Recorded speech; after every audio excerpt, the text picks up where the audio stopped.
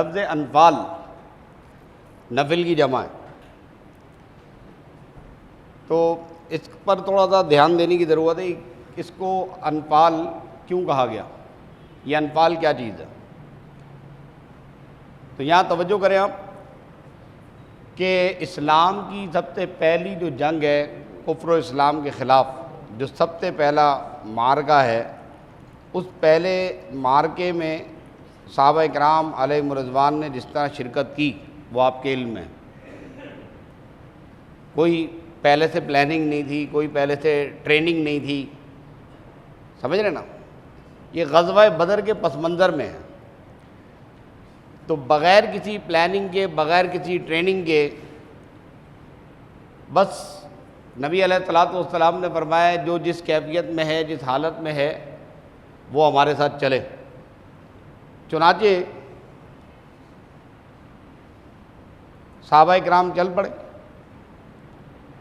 تعداد کتنی ہے؟ 313 ہے۔ اب جب یہ وہاں سے روانہ ہو گئے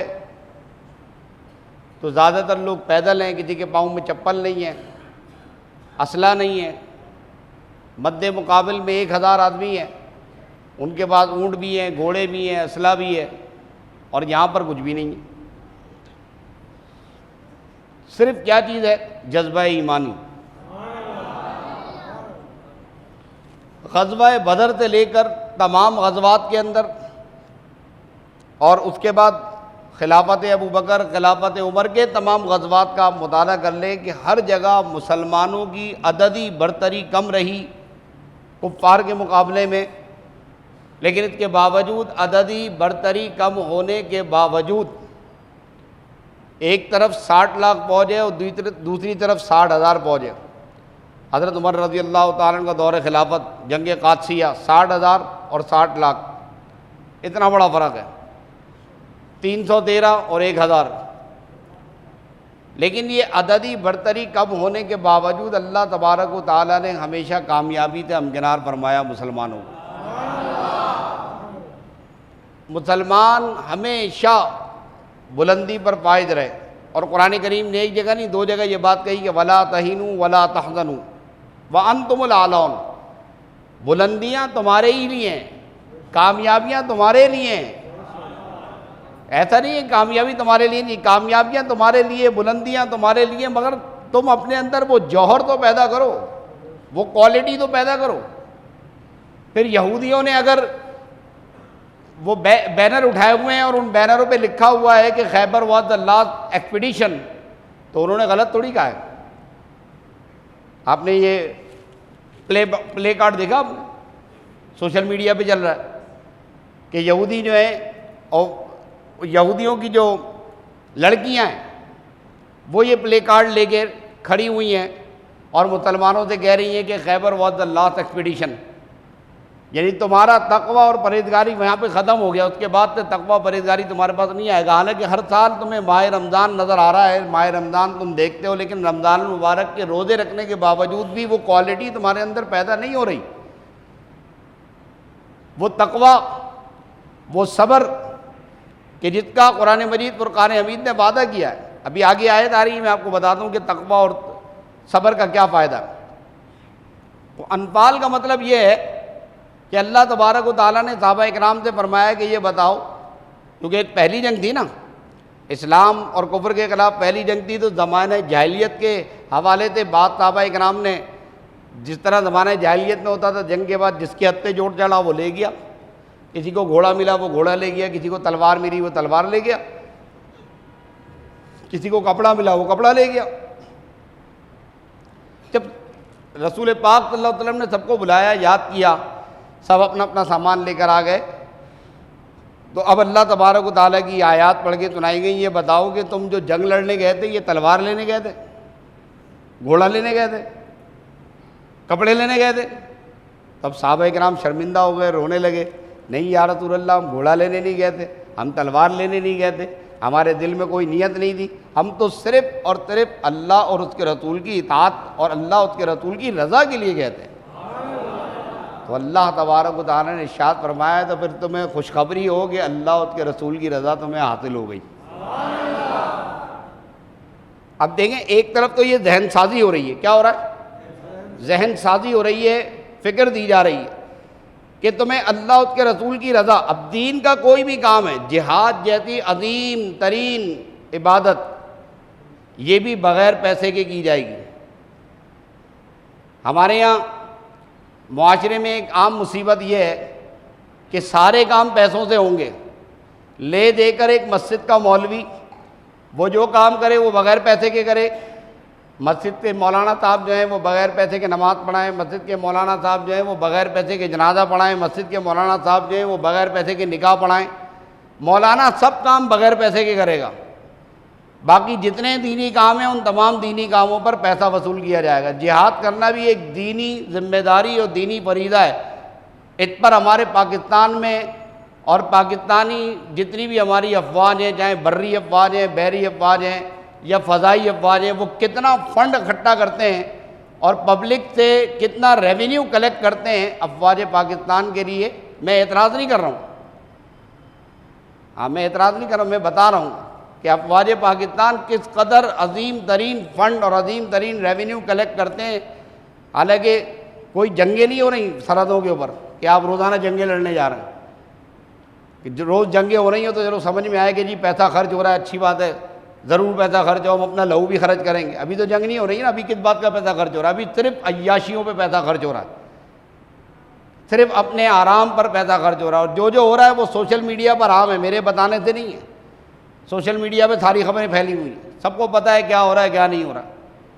لیکن جہاد جیسی عظیم عبادت پر ہمارے یہاں کسی کو اعتراض نہیں ہوتا کہ بھائی یہ پیسے کیوں مانگ رہے ہیں، فوجی بھائی پیسہ کیوں مانگ رہے ہیں. یہ تو جہاد پر رسول اللہ صلی اللہ علیہ وسلم نے ارشاد فرمایا جو سرحد پر کھڑا ہو ہیں ایک رات کے لیے بھی، اور وہ کہ جس کی آنکھیں سرحد پر حفاظت کرتے ہوئے کھلی رہے، اس کی آنکھیں اور وہ آنکھیں جو اللہ کی عبادت میں کھلی رہیں، دونوں کی آنکھوں میں کوئی فرق نہیں ہے.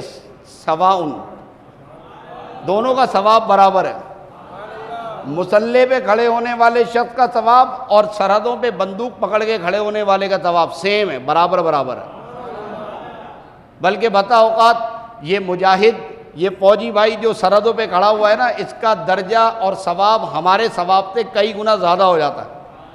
تو یہ تو ثواب میں بھی ہم سے زیادہ ہو گئے اور دنیا والی ثواب میں بھی ہم سے زیادہ ہو گئے. تو یہاں پہ قرآن حکیم ذہن کیا دے رہا ہے؟ یہاں قرآن حکیم ذہن یہ دے رہا ہے کہ کوئی بھی عبادت ہو، دینی عبادت ہو، نماز پڑھانا ہو، قرآن پڑھانا ہو، نکاح پڑھانا ہو، جہاد کرنا ہو، نعت پڑھنا ہو، تقریر کرنا ہو، دینی اجتماع کرنا ہو، کوئی بھی دینی کام آپ کریں گے اس دینی کام کے اوپر پیسہ طلب نہیں کریں گے. پیسہ طلب کرنا منع ہے، پیسہ مانگنا منع ہے. قرآن مجید کی تعلیم آپ دے رہے ہیں، پیسہ مانگنا منع ہے. یہ متقدمین کا ایک قاعدہ اور قانون ہے جو اس آیت سے انہوں نے استنباط فرمایا. لیکن آج دین اسلام کو جو ضرورت ہے کہ اگر ہم نماز پڑھانے والے، اذان دینے والے، قرآن پڑھانے والے، نکاح پڑھانے والے، جنازہ پڑھانے والے کو پیسے نہ دیں تو ظاہر سی بات ہے اسے اپنے معاش کیسے سولو کرنا ہے. ایک آدمی جو 5 ٹائم مسجد کے اندر پابند ہو، وہ کاروبار کرنے نہیں جا سکتا، وہ دکان کھولنے نہیں جا سکتا، وہ اپنے کاروباری سفر پر نہیں جا سکتا، کسی جگہ نوکری نہیں کر سکتا.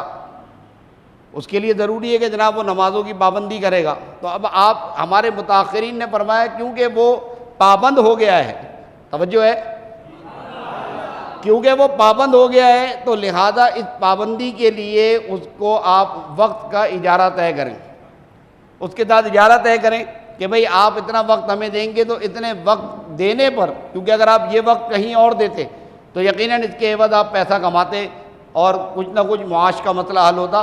تو اس کا اجارہ آپ کو ہم یہ پیش کریں گے، دونوں آپس میں طے کر لیں. حافظ صاحب تراویح سنانے کے لیے آ رہے ہیں تو تراویح سنانے والے حافظ صاحب سے بھی یہ طے کیا جائے گا بھئی رات کو 8 بجے سے لے کے 11 بجے تک آپ ہمارے ملازم ہیں، ہم آپ کو یہ اجارہ دیں گے. اب ہم جو بھی کام کہیں وہ آپ نے کرنا ہے. وہ کہیں ٹھیک ہے مجھے منظور ہے، اجارہ طے ہو گیا. اب اجارہ کم از کم اتنا ہونا چاہیے جو ایک مناسب اجارہ ہو. ایسا نہیں کہ 5,000 10,000 20,000 روپے آپ دیں. اس وقت پیٹرول جو ہے وہ 275 روپے کا پیٹرول ہے. اب اگر کوئی مجھے نذرانہ بھی دینے کے لیے آ رہا ہے، وہ 500 روپے اگر مجھے نذرانہ دے دو، میرے کس کام کا ہے 500 روپے؟ 2 لیٹر پیٹرول تک تو آئے گا نہیں 500 میں. سمجھ میں آ رہی بات؟ اسی طرح اگر آپ حافظ صاحب کو لفافے میں کچھ رکھ کے پیش کر رہے ہیں تو وہ حافظ صاحب کو 500 روپے کس کام کے ہیں؟ متاخرین علماء نے فرمایا کہ اجارہ طے کر کے دیا جا سکتا ہے. میرے امام اہل سنت اعلیٰ حضرت عظیم البرکت عظیم البطب شمع پروان رسالت امام احمد رضا پادلی بریلوی رحمۃ اللہ تعالیٰ علیہ نے فتاوی رضویہ شریف میں بھی اس کا جواز بیان کیا، اس کا جواز بیان کیا. لہذا اب متاخرین کا فتویٰ یہ ہے کہ نماز پڑھانے پر، قرآن پڑھانے پر، نکاح پڑھانے پر، نعت پڑھنے پر، تقریر کرنے پر باقاعدہ اجارہ طے کر کے وصول کرنا جائز ہے. باقاعدہ اجارہ طے کر کے وصول کرنا نعت خوانوں کے لیے بھی جائز ہے. مقرر جو تقریر کرنے کے لیے ٹائم دے رہا ہے اس کے لیے بھی پیسے طے کر کے مانگنا جائز ہے، لینا جائز ہے، دینا جائز ہے، کوئی منع نہیں ہے. تو اس آیت کا مفہوم اور مقام یہ نکلا کہ دینی کام آپ اللہ اور اس کے رسول کی رضا کے لیے کریں، لیکن ان کاموں کو انجام دینے کے لیے جو وقت آپ طے کر رہے ہیں اس وقت کے لیے آپ اجارہ طے کر سکتے ہیں. جب بہت ساری چیزوں کے ہم اخراجات نکالتے ہیں، کوئی بھی ہم محفل کرتے ہیں اس کے اندر بہت سارے اخراجات ہوتے ہیں. شادی اگر ہال میں کر رہے ہیں تو ہال کے آپ پیسے دے رہے ہوتے ہیں، لائٹ کے پیسے دے رہے ہوتے ہیں، کیمرہ مین کے پیسے دے رہے ہوتے ہیں، ایکو ساؤنڈ والے کے پیسے دے رہے ہوتے ہیں. یہ ایکو ساؤنڈ جو سیٹ ہوتا ہے، یہ ایکو ساؤنڈ کوئی 5,000 روپے کا نہیں لگتا، مرے سے مرا کم سے کم ایکو ساؤنڈ بھی جو ہے 15,000 روپے 25,000 روپے کا لگتا ہے. تو ابھی ایکو ساؤنڈ بھی، یہ بھی تو دینی کام کر رہا ہے. آپ بولو لاؤ تم دین کا کام کر رہے ہو تو میں ثواب ملے گا، پیسے کیوں لے رہے ہو؟ یہ کیمرہ مین آیا ہوا ہے یہاں پر تو یہ کیا کوئی اللہ واسطے آیا ہوا ہے؟ یہ بھی کہہ رہے میں اللہ کی رضا کے لیے کیمرہ لگایا ہے. میں نے کہا ٹھیک ہے آپ نے اللہ کی رضا کے لیے کیمرہ لگایا ہے تو آپ کو اللہ تعالیٰ کی طرف سے اجر ملے گا. اس نے کہا حضور بالکل اجرت اللہ کی طرف سے اجر ملے گا، لیکن اتنی دیر جو میں یہاں 1 گھنٹہ 2 گھنٹہ یہاں بیٹھا رہوں گا پابند ہو کے کوئی اور کام نہیں کر سکتا. میں اگر یہاں پابند نہ ہوں تو کچھ اور کام کر سکتا ہوں، تو اس وقت کا اجارہ تو مجھے ملنا چاہیے نا. تو بالکل اپنی جگہ پہ صحیح ہے. تو جب ان سب کو اجارہ مل سکتا ہے تو بھائی مولوی صاحب نے کیا جرم کیا ہے، ان کو بھی اجارہ دے دیں اور اپنا دل کو کشادہ فرما لیں. اللہ تبارک و تعالیٰ نے فرمایا کہ دیکھو یہ جو غزوہ بدر ہوئی، اس غزوہ بدر اسلام کی پہلی جنگ تھی. اس میں اللہ تعالیٰ نے یہ ایک طرف تو ذہن سازی کر دی کہ اللہ کی رضا کے لیے جنگ لڑنی ہے، اللہ کی رضا کے لیے جہاد کرنا ہے، اللہ کی رضا کے لیے نماز پڑھنی ہے. لیکن اس کے بعد اللہ تعالیٰ نے فرمایا کہ ہاں اب اللہ تعالیٰ ارشاد فرماتا ہے وَاعْلَمُوا أَنَّمَا غَنِمْتُم مِّن شَيْءٍ وَأَنَّ لِلَّهِ خُمُسَهُ وَلِلرَّسُولِ. ایک طرف ذہن سازی کر دی کہ دل اور دماغ میں نیت اور لالچ نہیں ہونی چاہیے، دوسری طرف اللہ تعالیٰ پھر حکم فرماتا ہے کہ نہیں اچھا یہ جان لو کہ جو تم نے غنیمت پائی ہے اس تمام غنیمت کے یہ ہے تو ساری کی ساری اللہ اس کے رسول کی، لیکن اس میں 5واں حصہ جو ہے اللہ اس کے رسول کا نکالنا ہے، باقی 4 حصے جو ہیں تم مجاہدین کے اندر اس کو طریقے سے تقسیم کرنا ہے.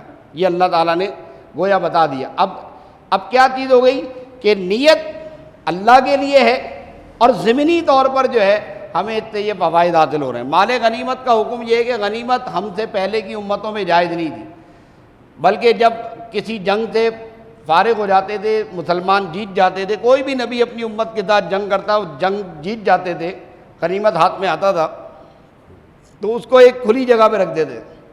آسمان سے آگ آتی تھی اور وہ مال غنیمت جو بھی کچھ ہوتا تھا واٹ ایور اس کو وہ آگ کھا جاتی تھی.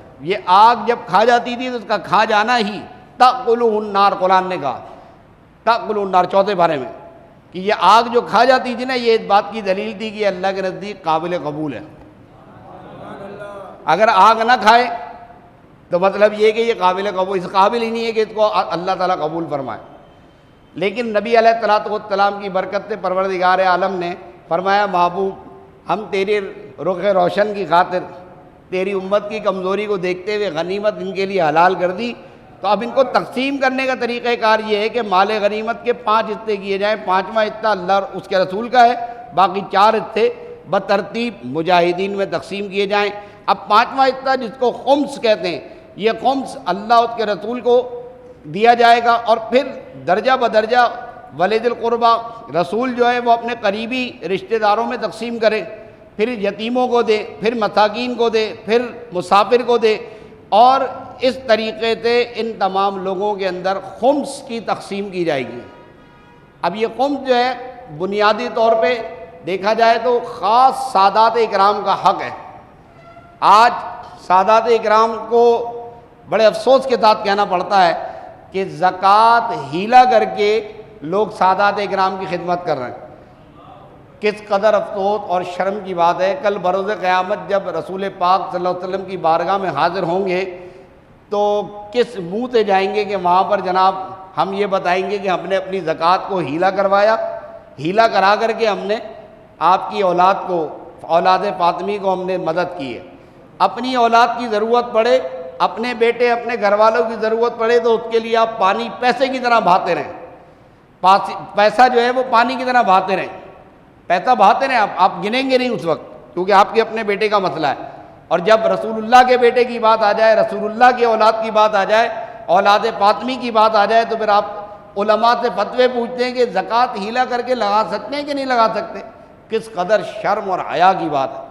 یہ خمس جو ہے بنیادی طور پر سادات اکرام کا حق ہے، اور اس کے لیے جو ہے آج ہمارے معاشرے کے اندر دور دور تک کوئی پتہ نہیں ہے، خمس پر نہ کوئی بات کرتا ہے، نہ خمس کے کوئی مسائل پوچھتا ہے، نہ خمس کے حوالے سے کوئی اس کے اوپر تحریک چلاتا ہے۔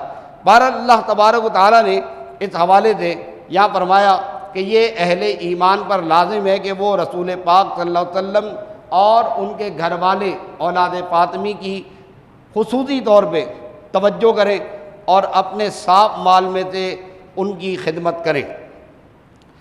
یا ایھا الذین آمنوا اطیعوا اللہ ورسولہ، فرمایا اے ایمان والوں اطاعت کرو اللہ کی اور اس کے رسول کی، ولا تکونوا کالذین قالوا سمعنا وہم لا یسمعون، اور تم ان لوگوں کی طرح مت بن جاؤ جنہوں نے کہا کہ ہم نے سنا اور وہ سنتے نہیں ہیں۔ سنتے تو ہیں، احکام الہی سنتے ہیں، لیکن احکام الہی سننے کے باوجود اس پر عمل نہیں کرتے۔ خمس کے مسائل سنتے ہیں، جانتے ہیں، لیکن اس خمس کے مسائل پر عمل نہیں کرتے۔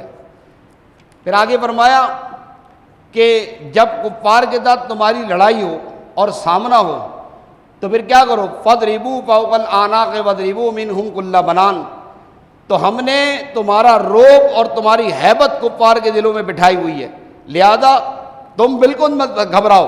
جب کافروں کے ساتھ جنگ ہو تو پوری ہمت اور قوت اور طاقت کے ساتھ، یہ سوچ کر کہ خالق کائنات تمہارے ساتھ ہے، زمین و آسمان کے فرشتے تمہارے ساتھ ہیں، فَاضْرِبُوا، پھر مارو ان کافروں کی گردنوں کے اوپر اور ان کے پور اور یہ جو جوڑ ہیں ان جوڑوں کے اوپر مارو۔ یہ کافروں کا ایک وفد رسول پاک صلی اللہ علیہ وسلم کے پاس آیا اور آ کر کہنے لگا کہ اے محمد اگر تم واقعی سچے نبی ہو تو ہم دیکھتے ہیں کہ جو گزشتہ انبیاء اکرام آئے اور ان گزشتہ انبیاء اکرام کی امتوں نے ان کی مخالفت کی، تو جب ان کی امتوں نے ان کی مخالفت کی تو کیا ہوا کہ اللہ تبارک و تعالیٰ نے نبی کی مخالفت کرنے کی وجہ سے آسمانوں سے عذاب نازل کیا، کسی پر پتھر برسائے، کسی پہ پانی برسایا، کسی کو سیلاب میں ڈبویا۔ تم کہتے اللہ کے نبی ہو، تم کہہ رہے ہو اللہ کے نبی ہو، اگر تم واقعی اللہ کے نبی، تمہاری کھلم کھلا مخالفت کر رہے ہیں، تمہیں گالیاں دے رہے ہیں، تمہاری مخالفت کر رہے ہیں، تمہارے خلاف چل رہے ہیں، کبھی ہم تمہیں مجنون بولتے ہیں، کبھی ہم تمہیں شاعر بولتے ہیں، کبھی ہم تمہیں کھلا ہوا جادوگر بولتے ہیں، پتہ نہیں کیا کیا بولتے ہیں ہم تمہیں، لیکن اللہ تعالیٰ تو کچھ بھی عذاب نازل نہیں کر رہا۔ تم کیسے نبی ہو؟ کوئی عذاب نازل کر کے دکھاؤ نا، لاؤ نا عذاب لے کر آؤ۔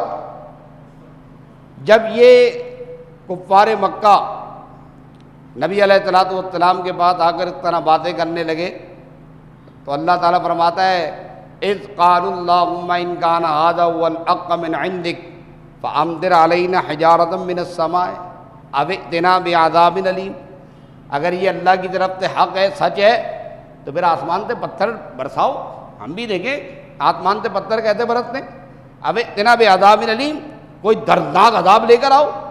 پروردگار عالم نے فرمایا جبریل جاؤ اور جا کر کے ہمارے محبوب کو یہ سنا دو کہ انہیں بتا دیں کہ اگر آسمان سے پتھر نہیں برس رہے، عذاب نہیں آ رہا، تمہاری ان بےہودہ بدتمیزیوں کے باوجود اور تمہاری ان گستاخیوں کے باوجود، تو اس کی وجہ تم نہیں، اس کی وجہ تمہارا علم نہیں، اس کی وجہ تمہارا حسن و جمال نہیں، اس کی وجہ تمہارا روب نہیں، اس کی وجہ اگر ہے تو وہ صرف اور صرف میرے محبوب کا چمکتا ہوا چہرہ ہے۔ میں اپنے محبوب کے چہرے کو دیکھ رہا ہوں، وہ بار بار میری طرف آسمان پہ چہرہ اٹھا اٹھا کے ریکویسٹ کرتا ہے، درخواستیں کرتا ہے، مالک یہ نادان ہے، ان کو بخش دے، یہ نادان ہے۔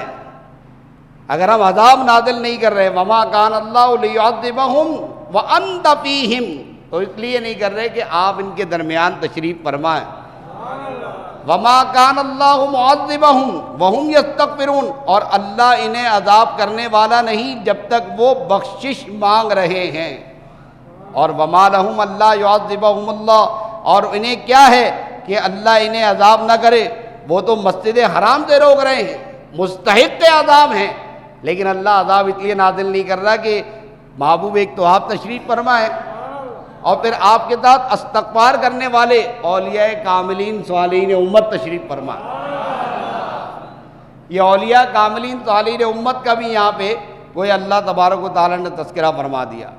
کفار مکہ کی بیہودیاں، بدتمیزیاں، آپ اندازہ لگائیے کہ کعبۃ اللہ شریف کا طواف کرتے ہیں تو کپڑے اتار کے برہنہ ہو کے طواف کرتے ہیں، تالیاں بجاتے ہیں، سیٹیاں بجاتے ہیں۔ اللہ تعالیٰ نے تذکرہ فرمایا وما کان صلاتہم عند البیت الا مکاء وتصدیہ، اور کعبے کے بعد ان کی نماز نہیں مگر سیٹی اور تالی۔ فذوقوا العذاب بما کنتم تکفرون، تو اب عذاب کا مزہ چکھو۔ اور یہ جو کافر پیسہ خرچ کر رہے ہیں دین اسلام کو روکنے کے لیے اور اسلامی دعوت میں رکاوٹ ڈالنے کے لیے خوب پیسہ خرچ کر رہے ہیں، یہ کافر ہیں، باطل نظریات کے لوگ ہیں، قادیانی ہیں، یہودی ہیں، نصرانی ہیں، عیسائی ہیں، یہ جتنا بھی پیسہ خرچ کر رہے ہیں اسلام کو روکنے کے لیے، الحمدللہ اللہ تعالیٰ نے اسلام ان کی محنت اور ان کی کاوش سے زیادہ روز افزوں اضافہ ہوتا چلا جا رہا ہے۔ اگر آپ خالی یو ایس اے اور یو کے کی تراویحوں کی نماز میں مسلمانوں کا ہجوم دیکھ لیں تو آپ حیران رہ جائیں گے۔ پاکستان سے زیادہ مسلمان یو کے یو ایس اے میں آپ کو ملیں گے جو نماز تراویح کے اندر پابندی سے کھڑے ہوتے ہیں، نمازیں پڑھ رہے ہوتے ہیں، مضبوط قسم کے نمازی، مضبوط قسم کے عقائد و نظریات کے لوگ۔ تو یہ جو پیسہ خرچ کر رہے ہیں، کافر اپنے مال خرچ کرتے ہیں اللہ کی راہ سے روکیں، فَتَيُنْفِقُونَهَا ثُمَّ تَكُونُ عَلَيْهِمْ عَثْرَةً ثُمَّ يُغْلَبُونَ، ہاں یہ پیسہ خرچ کرنا ان کے لیے پچھتاوا ہو جائے گا، یہ پچھتائیں گے، اور پھر بھی اتنا پیسہ خرچ کرنے کے باوجود بھی بہرحال یغلبون، یعنی مغلوب ہی رہیں گے۔ یہ قرآن کا وعدہ ہے، یہ مغلوب ہی رہیں گے۔ وَأَنْتُمُ الْأَعْلَوْنَ، بلندیاں تمہارے لیے ہیں، کامیابیاں تمہارے لیے ہیں۔ اب غزوہ بدر ہو رہی ہے، غزوہ بدر سے پہلے ایک واقعہ ہوا، اسے قرآن نے اپنے انداز میں بیان کیا مختصراً۔ ہوا یہ کہ غزوہ بدر کے موقع پر، ابھی بدر کی جنگ ہونے سے پہلے ایک کانفرنس ہوئی، اس کانفرنس میں لوگ پریشان تھے کافر کے کس طریقے سے مسلمانوں کے ساتھ جہاد کریں یا لڑائی کریں۔ تو گفتگو ہو رہی ہے کانفرنس ہال کے اندر، اور کانفرنس کہاں ہوئی تھی؟ یہ بات یاد رکھنے کی ہے، کانفرنس کہاں ہوئی تھی؟ ندوہ میں۔ یہ ندوہ کا نام یاد رکھیے گا۔ کفار کا کانفرنس ہال کا نام کیا تھا؟ آواز نہیں آئی؟ ندوہ۔ تو یہ پوائنٹ ذرا ذہن میں رکھیے گا کہ کفار کا کانفرنس ہال کا نام ندوہ ہے۔ اگر آج کا مسلمان اپنے کانفرنس ہال کا نام یا اپنے مدرسے کا نام ندوہ یا ندوۃ العلوم رکھتا ہے تو اس کو سوچ لینا چاہیے کہ وہ کس سے نسبت ملا رہا ہے۔ سمجھ میں آ رہی؟ نہیں آ رہی؟ اب آگے چلیں۔ ندوہ میں کانفرنس ہو رہی ہے، کفار بات چیت کر رہے ہیں، دیکھا کہ ایک شیخ، ایک بوڑھا آدمی جو ہے وہ ان کے درمیان آ کے بیٹھا، اس نے آ کر کے کہا کہ تم لوگ گھبرا کیوں رہو، میں تمہارے ساتھ ہوں نا، تم لڑو مسلمانوں سے، تمہیں افرادی قوت چاہیے، افرادی قوت میں فراہم کروں گا، تمہیں اسلحہ چاہیے، اسلحہ میں فراہم کروں گا۔ تم کون ہو؟ کہا میں یمن سے آیا ہوں۔ اب یہ شیخ نجدی جو ہے، حالت نجد، یمن نہیں، اس نے کہا نجد سے آیا ہوں، میں جلدی میں یمن نکل گیا، نجد کا اس نے نام لیا، میں نجد سے آیا ہوں۔ تو شیخ نجدی کی یہ جو حوصلہ افزائی تھی، اس حوصلہ افزائی کو سن کر کے کفار مکہ پرجوش ہو گئے، ان کا چلو بھائی چلیں۔ اب لڑائی کرنے میدان جنگ میں پہنچے۔ اب قرآن کریم میدان جنگ کا نقشہ کھینچ رہا ہے کہ جب شیطان نے ان کی نگاہ میں ان کی کام بھلے کر کے دکھا دیے اور شیطان نے پیٹھ تھپتھپاتے ہوئے کہا لا غالب لکم اليوم، گھبراؤ نہیں، آج تم پر کوئی غالب نہیں آئے گا، تمہاری تعداد 1000 ہے، یہ 313 تو ایسے نمٹ جائیں گے، لا غالب لکم اليوم، کوئی تم پہ غالب نہیں آ سکتا لوگوں میں تھے۔ اور سب سے بڑی بات یہ کہ وَإِنِّي جَارٌ لَكُمْ، ارے بھائی میں تمہارے ساتھ ہوں، میں تمہارا پڑوسی ہوں، جس کا میں پڑوسی بن جاتا ہوں، جس کو میں ساتھ دینے لگ جاتا ہوں، پھر وہ کبھی پریشان نہیں ہوتا۔ چنانچہ کفار مکہ تیزی کے ساتھ چلتے چلے جا رہے ہیں۔ میدان جنگ میں جب پہنچے، جنگ شروع ہوئی اور مسلمان 313 ظاہر اللہ کے یقین کے ساتھ، ایمانی قوت اور جذبے کے ساتھ جب میدان میں اترے تو کافروں کی گردن پہ گردن مارنا جب شروع کری تو اب کافر بھاگنا شروع ہوئے۔ تو ان کافروں نے دیکھا کہ وہ شیخ نجدی جو بہت زیادہ حمایت کر رہا تھا، بہت زیادہ ہماری پیٹھ ٹھوک رہا تھا، سب سے پہلے وہ بھاگنا شروع ہو گیا۔ فَلَمَّا تَرَاءَتِ الْفِئَتَانِ نَكَصَ عَلَىٰ عَقِبَيْهِ، جب دونوں لشکر آمنے سامنے ہوئے، لڑائی شروع ہوئی تو سب سے پہلے وہی بھاگا، اور جب بھاگنے لگا اس کو پوچھا کہ تو کہاں جا رہا بھائی، کہاں جا رہا ہے؟ کہنے لگا انی بریء منکم، بھائی میں تمہارے سے برات کا اظہار کرتا ہوں، میرا تم سے کوئی لینا دینا نہیں ہے۔ کیوں؟ انی ارا ما لا ترون انی اخاف اللہ، وہ جو آسمانوں سے فوج اتر رہی ہے وہ میں دیکھ رہا ہوں، قطار در قطار، پہلے 3000 اترے، پھر 5000 فرشتے اترے۔ یہ بات بتانے کے باوجود بھی کفار کی عقل میں نہیں آیا، وہ پھر بھی لڑتے رہے۔ اللہ تبارک و تعالی نے آسمانوں سے فرشتے اتارے مسلمانوں کی فوج کے لیے، اور صحابہ کرام غزوہ کے بعد جب رسول پاک کی بارگاہ میں آئے تو کہتے تھے یا رسول اللہ بڑا عجیب معاملہ تھا، زندگی میں کبھی ایسی جنگ نہیں لڑی۔ حضور نے پوچھا کیوں، کیا ہوا؟ کہا میرے سامنے میرا پرانا دشمن آ گیا، میں نے دیکھا کہ یہ دین کا دشمن ہے، میں نے تلوار نکالی، ایسے اٹھائی تو تلوار میری وہیں تھی، اس کی گردن پہلے کٹ گئی۔ یا رسول اللہ یہ گردن پہلے کیسے کٹ گئی؟ ابھی تو میں نے کمان میں تیر ایسے کھینچا تھا، تیر کھینچ رہا تھا، تیر پہلے اس کو لگ گیا، وہ گھوڑے سے نیچے گر گیا، یہ کیا ہوا؟ تو اللہ کے رسول صلی اللہ علیہ وسلم نے فرمایا بھائی اللہ نے تمہارے لیے امتحان لیا تھا، تم اپنے امتحان میں کامیاب ہو گئے، میدان جنگ میں تم اتر گئے تہی دست خالی ہاتھ، اس یقین کے ساتھ کہ اللہ تمہارے ساتھ ہے، یہی تمہارا امتحان تھا۔ جب تم اس امتحان میں کامیاب ہو گئے تو خالق کائنات نے کہا لڑوانا مقصد نہیں ہے، لڑنے کے لیے ہمارے فرشتے ہیں، ضرورت اتنی ہے کہ تم میدان جہاد میں اتر جاؤ، اپنے ایمان اور عقیدے کو مضبوط کر کے ثابت کرو کہ تم اللہ پر ایمان رکھتے ہو۔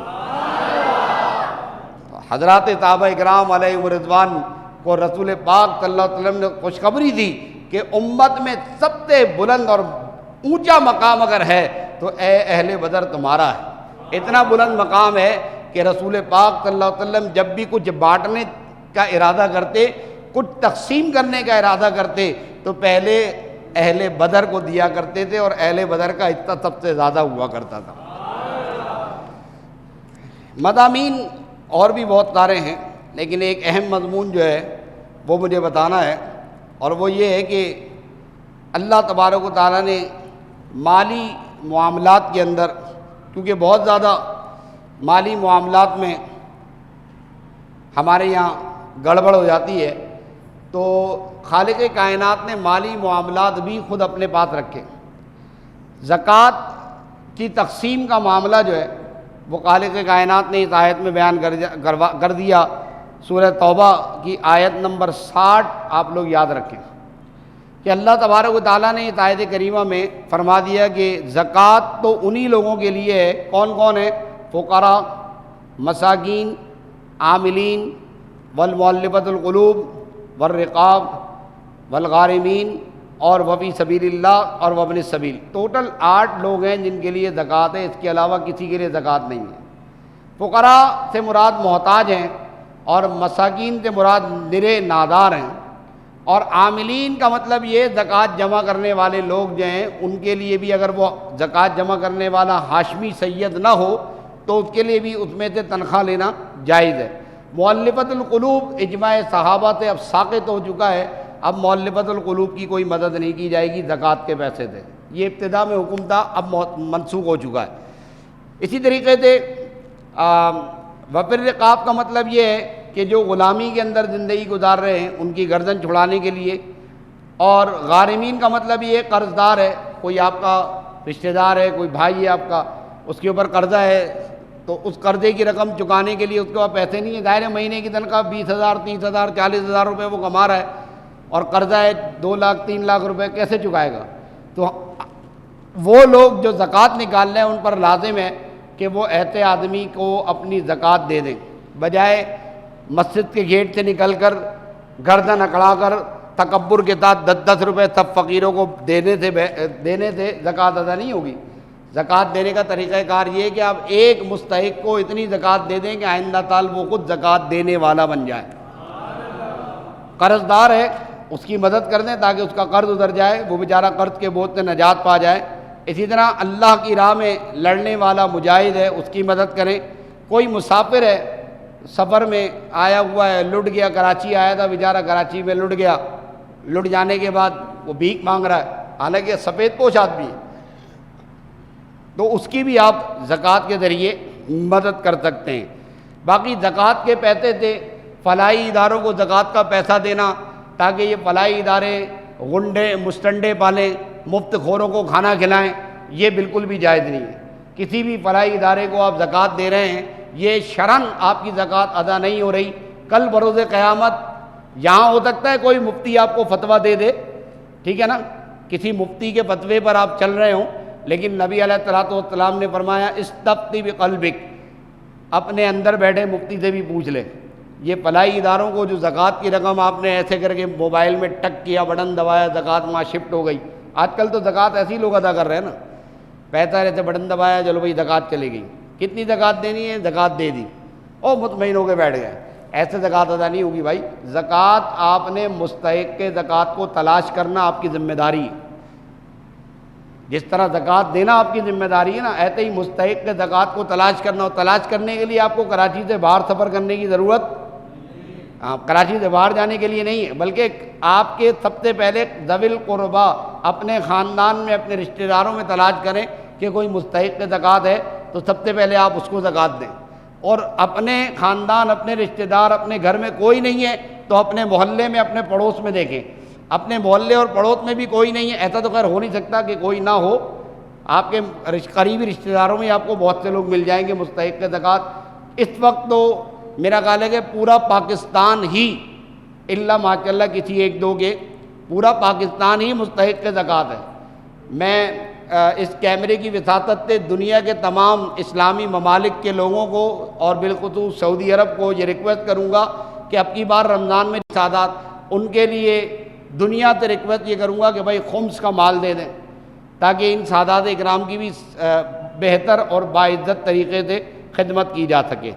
باقی رہ گیا قرآن مجید فرقان حمید نے زکوٰۃ کے مصارف کلیئر بیان کر دیے ہیں، کسی کو اپنی طرف سے اس میں مین میق لگانے کی یا مینہ کاری کرنے کی ضرورت نہیں ہے۔ اللہ تعالیٰ نے فرمایا یا ایھا النبی، غیب کی خبریں بتانے والے نبی، جاہد الکفار، کفار کے ساتھ جہاد کیجیے، والمنافقین واغلظ علیہم، اور منافق کے ساتھ سختی کیجیے۔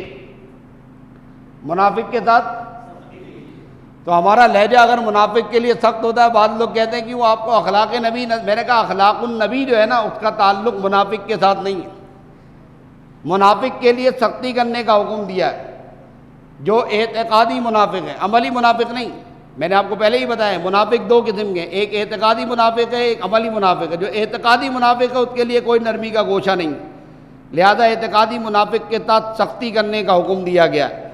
پھر اللہ تبارک و تعالیٰ نے آگے فرمایا وَلَا تُصَلِّ عَلَىٰ أَحَدٍ مِّنْهُمْ مَاتَ، جب ان منافقین میں سے کوئی مر جائے نا تو اس کی میت پر نماز نہیں پڑھو، اس منافق کا جنازہ مت پڑھو، وَلَا تَقُمْ عَلَىٰ قَبْرِهِ، اور اس منافق کی قبر پہ کھڑے بھی مت ہو، کھڑے کیوں نہ ہو؟ یہ قبر پہ کھڑے ہونے کے لیے منع کیوں کیا ہے؟ اس لیے کہ رسول اللہ صلی اللہ علیہ وسلم مومن کی قبر پہ کھڑے ہوتے تھے اور مومن کی قبر پہ کھڑے ہو کر استغفار پڑھتے تھے، اس کے لیے دعائے مغفرت کرتے تھے. تو قبر پہ کھڑا ہونا، کھڑے ہو کر میت کے لیے استغفار پڑھنا، دعائے مغفرت کرنا سنت نبوی سے ثابت ہے. یہاں اللہ تبارک و تعالیٰ اپنے محبوب کو منع کر رہا ہے وَلَا تَقُمْ عَلَىٰ قَبْرِهِ. حبیب اہل ایمان کی قبروں پر تو آپ کھڑے ہوتے لیکن ان منافقین کی قبروں پہ نہیں کھڑے ہوں. کیوں؟ اس لیے کہ منافق جھوٹے ہیں یارو، انہیں تڑا تڑ جوتے مارو. وآخر دعوانا الحمدللہ رب العالمین. ماہ رمضان آیا، ماہ رمضان آیا، ماہ رمضان